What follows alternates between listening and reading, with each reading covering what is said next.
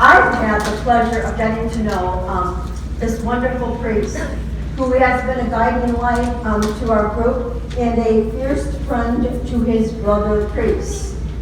He's smart, he's faithful, he loves the church, and by the way, he has a very promising radio career, writing career. I'm speaking to Father John Lovell. He's up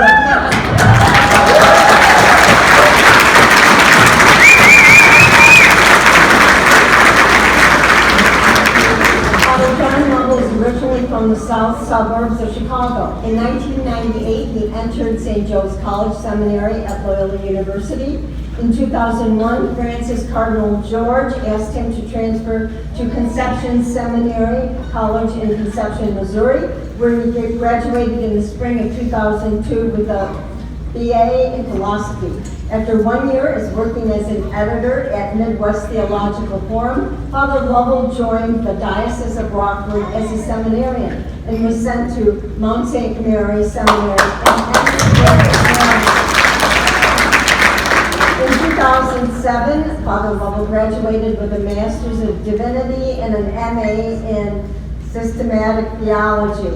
Upon ordination to the priesthood in May of 2007 by Bishop Thomas G. Duran, Father Lovell was assigned to St. Thomas the Apostle Parish in Crystal Lake as parochial vicar and part-time teacher at Marian Catholic High School in Woodstock, Illinois. In the fall of 2008, he was given additional responsibilities of Associate Vocation Director for the Diocese of Rockford. In the summer of 2009, Bishop Doran transferred Father Lovell to St. Bridget's in Loves Park, Illinois, as parochial vicar and part-time teacher at Boylan Central Catholic in Rockford. And he also continued as the Associate Vocation Director. In the spring of 2010, Bishop Doran gave Father Lovell sacramental responsibilities for St. Mary's Parish in Polo, Illinois, and made him a full-time faculty at Boylan Central High School. In the summer of 2011, Bishop Doran assigned Father Lovell as a full-time student at the Pontifical Faculty of the Immaculate Conception in Washington, D.C., with residency at St. Raymond's in Springfield, Virginia, in order to work on a license and doctorate in sacred theology. In the spring of 2012, Bishop David Malloy was appointed Bishop of Rockford, and that summer removed Father Lovell from ministry before he could finish his degree in Washington. For the last 9 years, Father Lovell has been fighting for his good name in Rome and helping other priests across the country.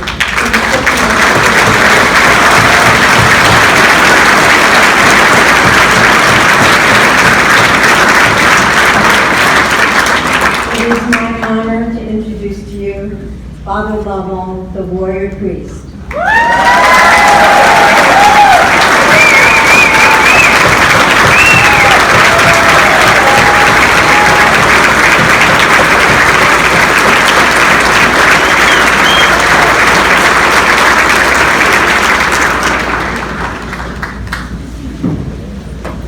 Hear all of that.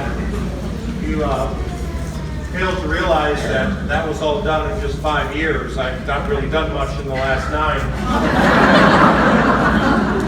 I thank Liz for the gracious words that she said about radio and writing and what happens to sideline priests when we write an article and send it in, whether it's First Things or the National Catholic Register or something. We get a response back, usually, "This is great, Father. Where are you a priest? Where are you assigned right now?" And you say, "Well, I'm not actually assigned right now." And they say, "Well, Father, sorry, we can't publish your article." And a few months ago, Father Parker reached out to me because he was starting to be attacked. His canonist, through Father John Zulsdorf, Father Z, got a hold of me, and I started to explain how Bishop Malloy acts. There's over a dozen of us out of ministry. Many of us are in what's now commonly called the Christmas postcard, which I think most of you have seen.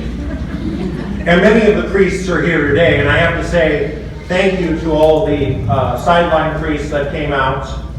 Thank you to all the priests from other dioceses. I didn't even know you were coming. One of them is my former spiritual director when I was in college seminary at St. Joseph's.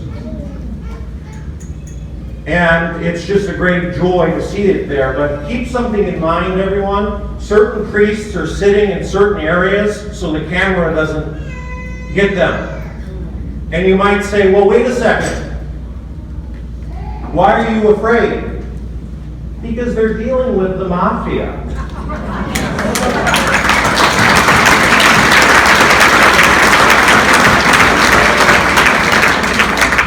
And sadly, in a lot of ways, the mafia has better ethics. And anyone who disagrees with me, I'll talk to them one-on-one and they can explain why being out of ministry for 9 years is acceptable, where the bishop refuses to even answer my call, even answer an invitation to meet, unless I come alone and he has counsel present. I have 2 lawyers up here on this stage right now. They're both going to nod their heads at this phrase. You never, ever go into a meeting with someone that has counsel without having counsel present for yourself. Don't ever do that.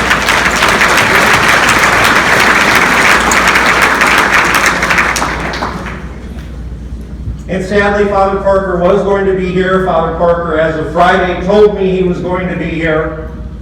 And sadly, he decided not to. We're here for love and support, but again, he's worried. And I understand that fear. I understand that worry. I was experiencing it 9 years ago. And I look back now, and I say to myself, there is a lot I would have done differently at that beginning. And part of this talk is to Father Altman, to let him know there's a lot of us out here. You might join the ranks of us, but we're here to support you because the sideline priests, Father Parker, myself, we are going to get picked off one by one unless we unite.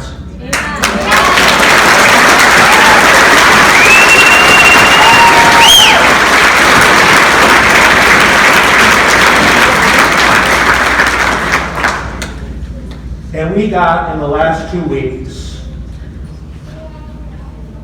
what became the board of the Coalition for Canceled Priests. We put together an 1,000-person event.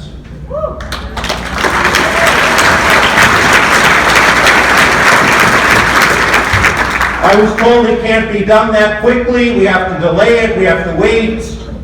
We have to talk to these people and that people. What about COVID?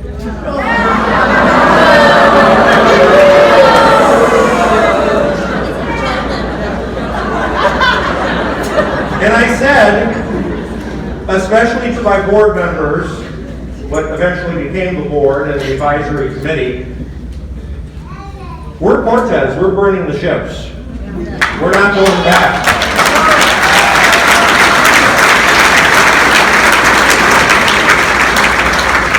Father Parker decided not to come. We're still coming out to support him. We're still coming out to support sideline priests in Rockford, Joliet, Chicago, and across the country. And that's what the coalition is going to do.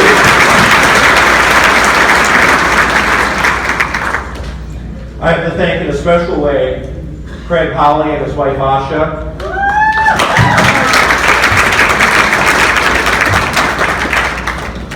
Many of the Holly clan are here, and they're hooting right now. I wish they would stop. But in a special way, we have to thank Craig's parents, Trudy and Jim Holly Sr. If you could please stand.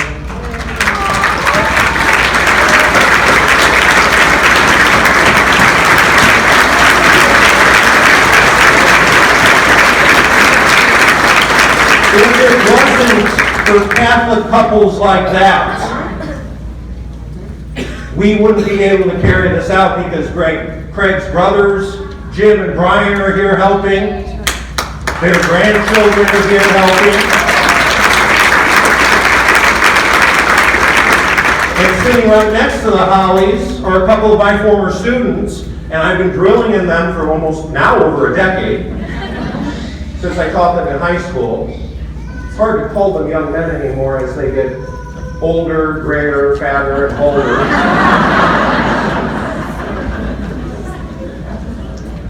But I tell them always, you are to create a great domestic church.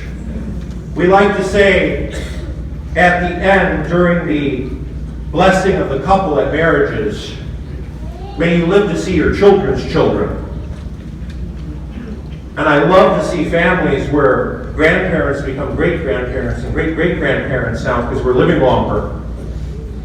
And to see families that are able to pass down the faith is becoming a rare thing in our society. And a lot of times people will say to me, Father, we need you more to teach us what to do. And priests should be teaching more. But I'm going to challenge all of you, as the Venerable Fulton Sheen said, we're not going to be able to change it. You are.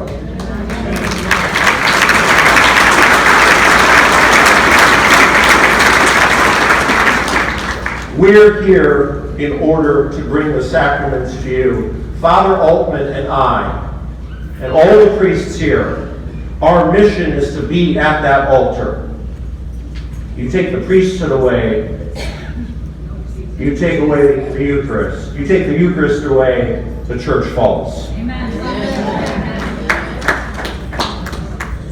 And we're celebrating this great feast of John the Baptist. And we're reminded of the feast, those that pray the divine office, as all clerics must, every day at lauds, when we quote John the Baptist's father, the priest Zachary, or Zechariah. Blessed be the Lord, the God of Israel. He has visited his people and wrought their redemption. He has raised up a scepter of salvation for us among the posterity of his servant David, according to the promise which he made by the lips of holy men, and have been his prophets from the beginning. Salvation from our enemies and from the hand of all of those who hate us. So he would carry out his merciful design toward our fathers by remembering his holy covenant. He has sworn an oath to our father Abraham that he would enable us to live without fear in his service, delivered from the hand of our enemies, passing all our days in holiness and approved in his sight. And you, my child, will be known as the prophet of the Most High, going before the Lord to clear his way for him. Thou wilt make known to his people the salvation that is to release them from their sins. Such is the merciful kindness of our God, which has bidden him to come to us like a dawning from on high, to give light to those who live in darkness and the shadow of death, and to guide our feet into the way of peace. Today we celebrate the forerunner of Christ, and many saints we celebrate their death, Dies Natalis. But St. John the Baptist is higher than the sanctoral cycle. He's in the redemptive cycle of the church. Today, June 24th, it's not an accident that is feast today, a few days after the summer solstice. Because St. John the Baptist said, I must decrease in order for him to increase. And in one true sense, we're now entering into that great Advent for the coming of Christmas. Dr. Pius Arch, the great liturgical reformer of the 40s and 50s, said that Easter is always the highest feast, but in the heart of us human beings, Christmas means more because the Word was made flesh and he dwelt among us. And as priests, I have to tell you something. We actually do not like the applause. I know that sounds odd, but we want to be more like John the Baptist. Father Altman wants to be in his parish right now. He wants to be leading his people. And thank you, Father, for coming all over the country in order to stand up for good priests, in order to stand up for priests that are sidelined. We appreciate it very much.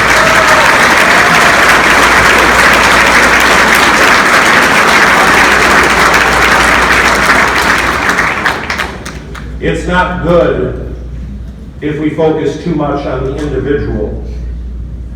We're here for the priesthood.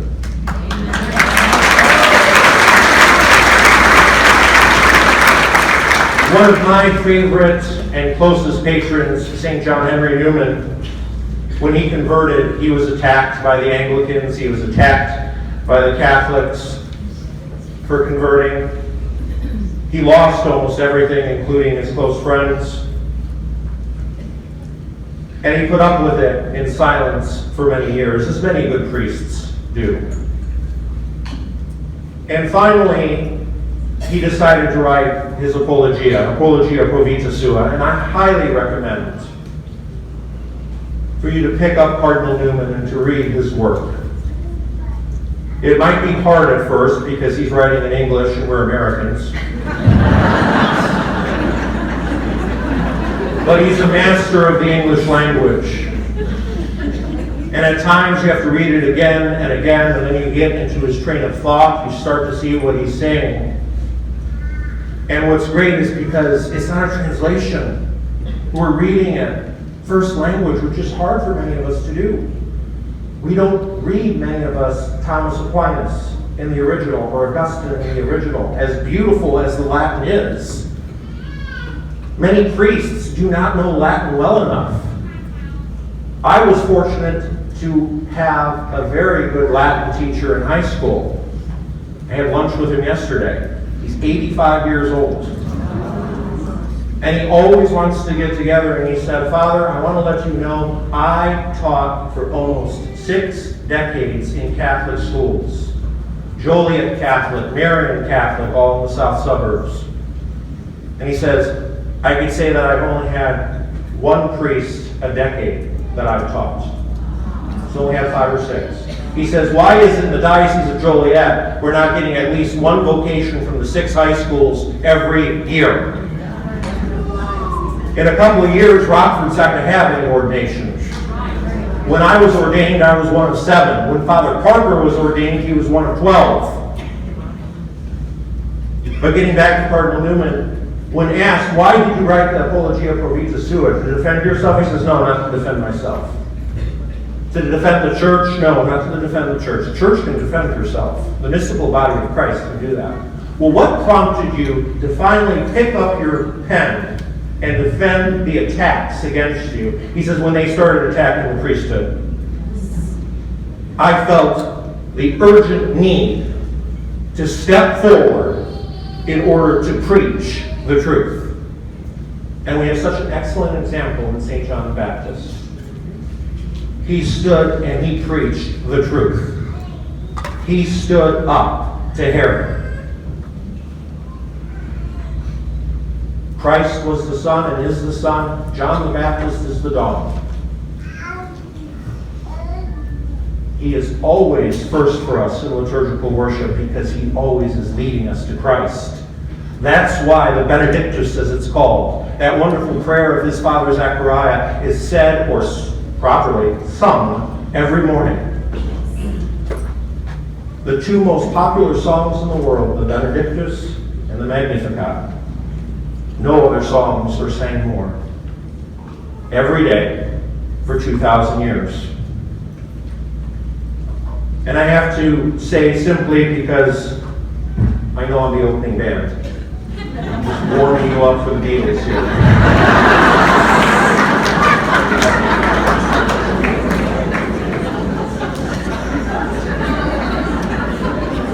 It's easy for us. It's easy for us to get mad and to turn away from the church, from Roman Catholicism. But I wanted to read to you, I pray the old breviary, and we still pray the martyrology. And this was the entry for today. It was actually read yesterday, but it was for today. After John the Baptist, the very many holy martyrs at Rome who were falsely accused by the Emperor Yore of having set the city on fire and were by him ordered to be put to death in many diverse and most cruel ways. Some were sewn up in the skins of wild beasts and put to be torn by dogs. Some were crucified. Some were burnt as torches to give light by night. These were all disciples of the apostles. And the first martyrs of the Church of Rome, a field fruitful in martyrs, sent to be with the Lord even before the slaying of the apostles themselves. We need to realize that we're part of a great church. It might not seem like it sometimes, and we're part of a great rite. And for our Eastern brethren that are here with us today, thank you for joining us. But we've been told, especially these last several decades, that the Roman rite is fairly modern, that the traditional Mass was created at Trent. But we have to realize that we're part of a rite that goes back to Peter and Paul. They had martyrs. Paul didn't write the letter to the Romans because he founded the church in Rome. The church of Rome was already founded, unlike Corinth. And so we have to ask ourselves, are we going to be proud of our traditions? Are we going to stand up for them? So happy to see so many priests in Castle. Father Altman.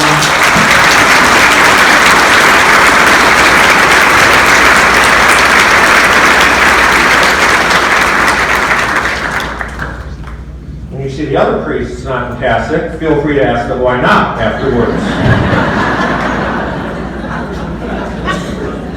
Finally, though, I want to end and let Father Altman blow you away with just saying,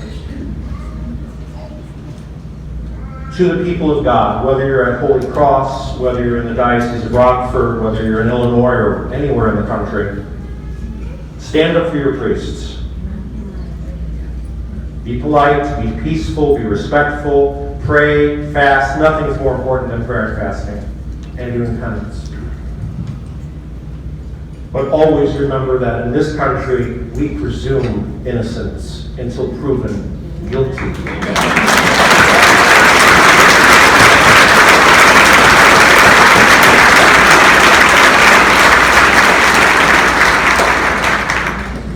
To the priests, it's hard not to be afraid. You're being threatened with loss of pay, with the loss of a place to stay. And if you're a pastor, have the sheriff come and drag you out of that rectory.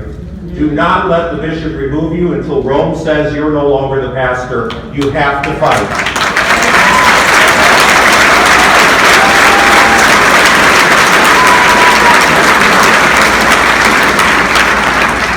I and many of us here that are sidelines did the whole, we'll be quiet, we'll let the process work itself out, and it's going to be fair, Pope Benedict's the Pope. Well, it's 9 years later, Pope Benedict's not the Pope anymore. Well, depending on who you ask.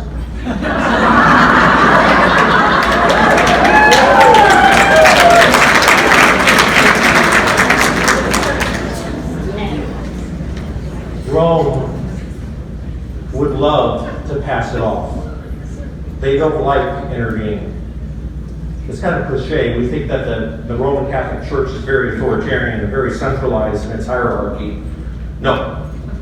Rome gives the bishops a lot of power. And all you have to do, as Craig said so beautifully earlier, was all you have to fight is the law. And sometimes they don't want to follow it themselves, and you have to force them to do it. Again, respectfully, charitably.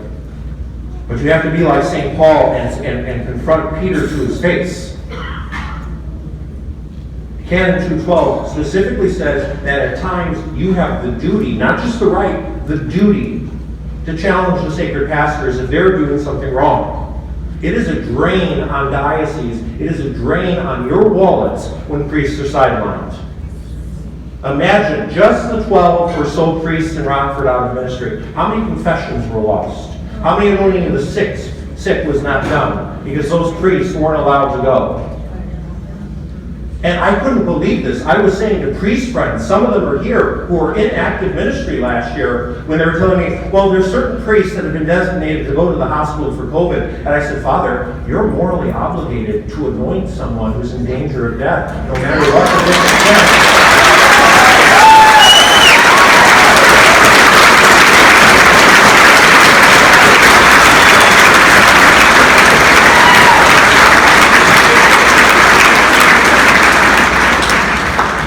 The bishop cannot say that people can't be anointed in an emergency. He can't say that they can't be baptized in an emergency. That's divine law. I mean, a 7-year-old should know that. If we're giving First Communion to 7-year-olds and they don't know that, maybe we should stop. I mean, that's something that's just so logical. And a lot of times people ask me, well, Father, what did you do? It's always, what did you do? Not so much what did the bishop do. Because I'm not suspended. I am on administrative leave in a non-judicial, non-penal way. If you know what that means, please. I'll let you call my county lawyer and you can explain it to him. And then they say, well, what are you accused of? I'm not accused of anything. What's the allegation? I'm not alleged. Well, why are you out of ministry? And I always like to say now, please don't try to answer illogic with logic. It's not going to work. It's just going to give you a headache. It's given me plenty of headaches. But pray for your priests. Stand with them. One of the best things that could happen to Father Altman is they come and drag him and his parents out of the rectory. I think we're not going to let that happen. No. And some of you might be thinking, well, wait a second, Father, isn't that a little bit extreme? Here's a few things that are extreme that have happened to priests just in Rockford that were sidelined. They were tailed by private investigators. Month by month, they didn't know how much they were going to get for pay. When challenged in the Presbyteral Council by active priests, wondering why the priests sidelined were getting so little, they were told by the bishop, well, you have to factor in that they're getting health insurance and car insurance too, and so that should be included as part of their salary. My car insurance doesn't pay for rent. Right. Father Parker was not offered a place to live. He was told to get out. There has to be a process done in order to do that. I know priests, day by day, are wondering, how are they going to survive? I know priests that have to go out and work. Ever go to a restaurant, have a middle-aged man? It just seems so sweet, so knowledgeable, and answer all the questions.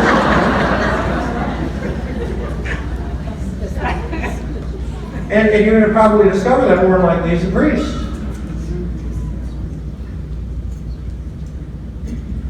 We have to realize that we have to stand up for what is right.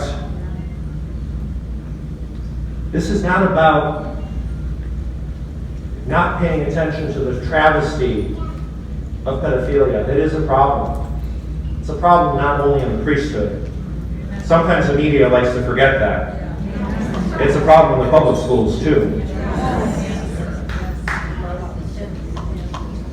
What we're standing up for is all victims. What we're standing up for is that justice be done. And that means that our heads are delivered on a silver platter. Then we allow our heads to be on a silver platter. These early Roman martyrs, some of them, all they were told to do is, well, you can put a little incense on the charcoal. That's all you have to do. We don't even believe it ourselves. We're just doing this for show. And they say no. How many Catholics would do that today? You think Joe Biden's going to say, no, I'm not going to go put incense on the charcoal?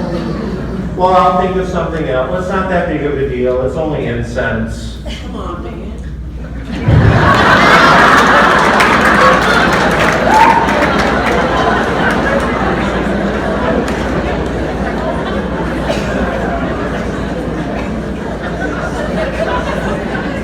With that said,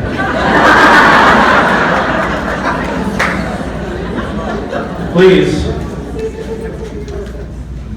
support your priests. Be with them. tell them whatever you need, we'll be there for you, whether it is doctor bills, whether it's lawyer bills, priests. If you get in this situation, or I know the live feed is going, and I'm sorry if there's been some problem with the live feed. We are recording it as well. Had a few issues with that, and that's why I've been looking at my phone. I've been getting texts from people. They know that I'm up on stage, and they're still texting me. I'm doing my best. I'm sorry. But priests, stand up and fight. And no, don't let go of the narrative. Father Altman, thank you for coming out last year. He got out in front of the narrative and he stayed there.